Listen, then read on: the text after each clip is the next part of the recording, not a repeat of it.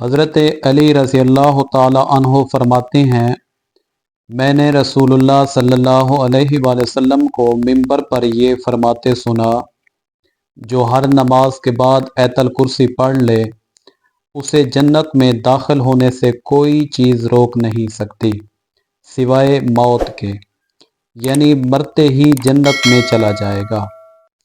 اور سوتے وقت جو اسے پڑھ لے اللہ تعالیٰ اس کے اور اس کے پڑوسی کے گھر کو اور آس پاس کے گھر والوں کو شیطان اور چور سے امن دے گا۔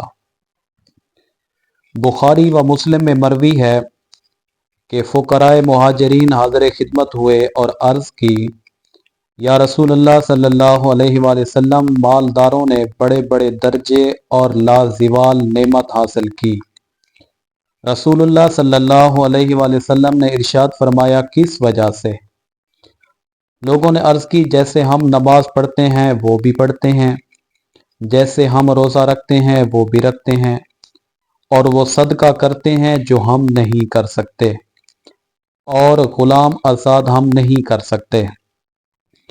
نبی پاک صلی اللہ علیہ وآلہ وسلم نے ارشاد فرمایا کہ کیا میں تمہیں ایسی بات نہ سکھا دوں جس سے ان لوگوں کو تم پالو جو تم سے آگے بڑھ گئے، اور بعد والوں پر تم سبقت لے جاؤ، اور تم سے کوئی افضل نہ ہو مگر وہ جو تمہاری طرح کرے۔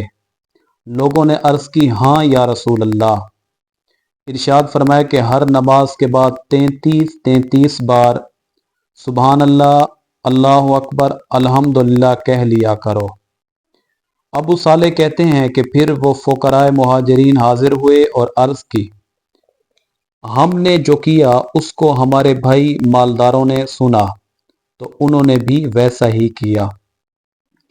نبی پاک صلی اللہ علیہ وآلہ وسلم نے ارشاد فرمایا، یہ اللہ کا فضل ہے، وہ جسے چاہتا ہے عطا فرماتا ہے۔